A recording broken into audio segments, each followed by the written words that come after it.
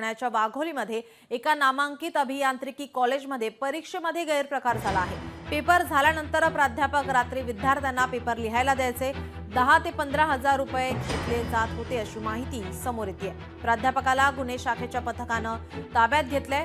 पेपरची गठ्ठीही प्राध्यापकाकडून जप्त करण्यात आली आहे।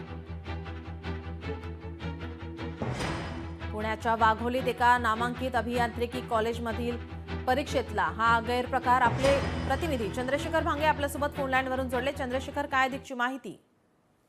नक्कीच खूपच हा सगळा प्रकार धक्कादायक आहे। पुण्यातील वाघोलीतील हे अभियांत्रिकी महाविद्यालय आहे आणि याच महाविद्यालयातील हा जो प्राध्यापक आहे असे गैरकृत्य करत होता। ज्या विद्यार्थ्यांना परीक्षेत पास होण्याची शाश्वती नव्हती अशा विद्यार्थ्यांना हा पेपर पूर्णपणे रिकामा ठेवायला सांगत होता आणि त्याच दरम्यान रात्री जो आहे तो स्ट्रॉंग रूम मधून हे पेपर पुन्हा बाहेर काढले जात होता आणि त्या विद्यार्थ्यांना दिले जात होता आणि या सगळ्या प्रक्रियेला तो 15 ते 20 हजार रुपये तो त्यांच्याकडून उकळत होता आणि याची माहिती जी आहे ती पुणे पोलिसांना समजल्यानंतर रात्री उशिरा या प्राध्यापकाच्या घरावर आणि कार्यालयावरती छापेमारी करत अनेक पेपर जे आहेत ते पोलिसांनी जप्त केलेले आहेत। अनेक विद्यार्थ्यांना अशा पद्धतीनं हा प्राध्यापक पास केल्याची माहिती सुद्धा समोर येत आहे।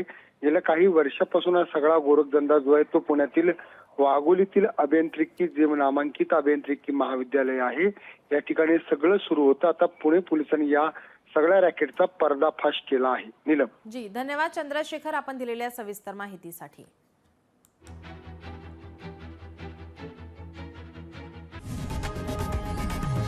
लोकशाही मराठी ऐका, पहा, जागरूक रहा।